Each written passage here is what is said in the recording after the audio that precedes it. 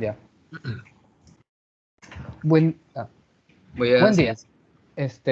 Somos el equipo 5 conformado por Denis Eduardo, Héctor Andrés y Eric Aramis y vamos a hablar sobre los óxidos de nitrógeno.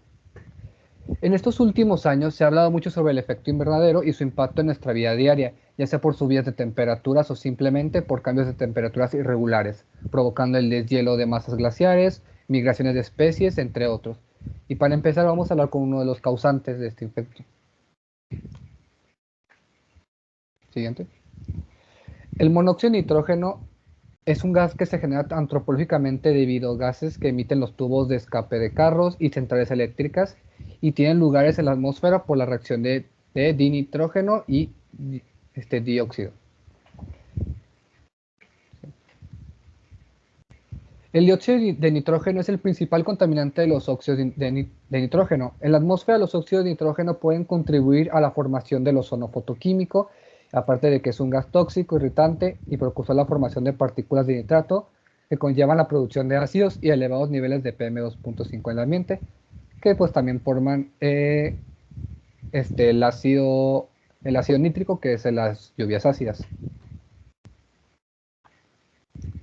El óxido nitroso es un gas de efecto invernadero y tiene un papel fundamental en el ciclo de nitrógeno. Es fuente primaria de otros óxidos de nitrógeno causantes de nieblas de contaminación fotoquímica. Los efectos nocivos del NOx.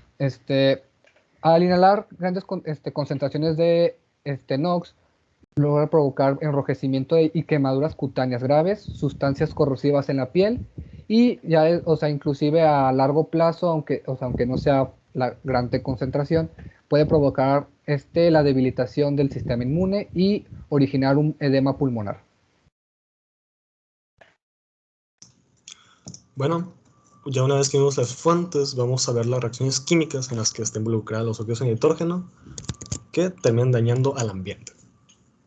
¿Siguiente? Antes de explicar cómo el monóxido de nitrógeno destruye las moléculas de ozono, el cual es el principal destructor, es necesario explicar un poco la creación de este gas. Primero, en la termósfera ocurre la fotodisociación de las moléculas de nitrógeno, debido a los rayos ultravioleta. Se rompe el enlace y nos deja con átomos de oxígeno. Estos átomos de oxígeno, que son muy reactivos, reaccionan con otras moléculas de oxígeno y se forma ozono. Y esta reacción ocurre más o menos en la estratosfera a unos 50 kilómetros. Y el ozono utiliza otra molécula para apoyarse, desviar la energía y no disociarse en el proceso. Sí. La especial del ozono es que porque tiene una muy baja energía de disociación y por lo tanto una longitud de onda máxima muy amplia, el ozono absorbe del 99 al 96% de los rayos ultravioleta B, el cual es muy peligroso. Aquí el problema es que el monóxido de nitrógeno llega a reaccionar con el ozono antes de que éste se rompa por sí mismo por absorber tanta radiación, por lo que no le deja hacer su trabajo. Y aquí se muestra el óxido nitroso, que es la forma en la que llega el nitrógeno hasta la estratosfera sin destruirse, porque esta molécula es muy estable, siendo que ya estando arriba se disocia por la luz y se combina con el ozono. Ahora vamos con el smog fotoquímico, que sí se le conoce de las altas concentraciones de contaminantes que son propios de las ciudades urbanas. Primero se empieza con la fotodisociación del dióxido de nitrógeno, que es como empieza, que aquí lo que importa es que se suelte el oxígeno, el átomo de oxígeno, que es muy reactivo, y este reacciona otra vez con oxígeno molecular y se crea el conocido ozono malo, que es el ozono troposférico. En otra parte tenemos el ácido nítrico, que es el contaminante más importante de la lluvia ácida y también del smog, que se crea, bueno, primero se combinan los que serían nitrito y nitrato, creando el óxido de nitrógeno, que es muy inestable, se combina con agua, y el agua le da la molécula de hidrógeno, tenemos ácido nítrico. Y ya por último tenemos el PAN, que es el nitrato de peroxiacilo, que es un contaminante derivado del nitrógeno, es muy denso y provoca irritación. Por último, es importante mencionar que tanto las corrientes de aire como la variación de temperatura que se ve fomentan mucho a la combinación de los contaminantes, debido a que no Lo que pasa es que no se dispersan, se concentran en un solo lugar, que es donde es el aire cálido, y se combinan todas las reacciones, llegando a precipitar, incluso en lluvia ácida.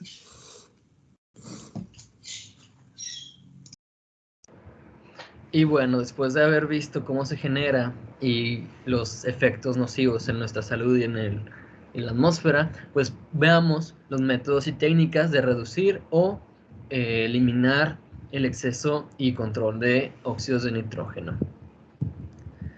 Bueno, existen muchos métodos de reducción, sin embargo, por cuestiones de tiempo solo vamos a abarcar dos de las más principales que se utilizan, que es la reducción de la temperatura, en la cual evita el ratio estequiométrico. Es el ratio exacto de compuesto que entra en la reacción. Esta técnica lo evita porque es el ratio el cual produce mayores temperaturas que generan altas concentraciones de óxidos de nitrógeno. Y la segunda más utilizada es la reducción química de óxidos de nitrógeno. En esta, como se dice su nombre, provee un reductor químico que remueve el oxígeno de los óxidos de nitrógeno. Estas son tecnologías implicadas que procuran reducir el nivel de valencia del nitrógeno a 0 antes de que aumente y pues cambie. Ok, hay diferentes métodos utilizados en la reducción de temperatura, uno de los cuales es la inyección directa de agua. Es una inyección de agua previa a la del combustible, de manera que la zona de combustión se enfría sin interferencia de los chorros de combustible y de agua. En esta se reduce en un 50% los óxidos de nitrógeno a costa de un pequeño aumento del consumo. Y aquí podemos ver una tabla de ventajas y desventajas de algunos de estos métodos utilizados con la efectividad que tienen. Ok, ahora, en cuestión de la reducción química de óxidos de nitrógeno, dos de las más utilizadas es la reducción selectiva no catalítica y la reducción catalítica selectiva. Ambas consisten en la reducción química de la molécula de óxidos de nitrógeno a nitrógeno molecular y vapor de agua, utilizando un agente reactor o activo a base de nitrógeno, que puede ser el amoníaco o la urea. Lo que normalmente se utiliza es la urea, debido a que no es tóxica, es menos volátil y puede ser almacenado y manejado con mayor seguridad. La diferencia de estas es que, como dice su nombre, la catalítica selectiva utiliza un catalizador que acelera el proceso químico para que tenga lugar a las velocidades que el flujo de gases de combustión se requiere. La elección de estos catalizadores es determinada según los criterios de conversión de óxidos de nitrógeno requerida dependiendo del país en el que se encuentre y que tanto se quiera reducir estos niveles. Pueden utilizarse metales nobles, de transición y solitas. Obvio, cada una tiene sus ventajas y desventajas a comparación de la otra. Sin embargo, pues la catalizadora selectiva es muchísimo más eficiente, sin embargo tiene mayor costo, y la no selectiva pues no es tan eficiente, pero es más barata. Podemos ver los porcentajes de reducción. La no selectiva pues va de 30 a 50% y la catalítica selectiva a mayores de 80% de reducción, es la que más se utiliza actualmente. Y pues bueno, cada personita podemos utilizar diferentes maneras para reducir estos niveles de emisiones de gases, o sea, usando el transporte público, yendo en bicicleta, etcétera, etcétera.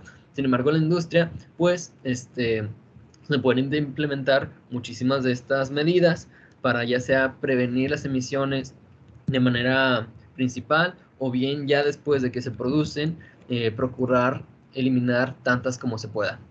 Y pues bueno, muchas gracias, hasta luego.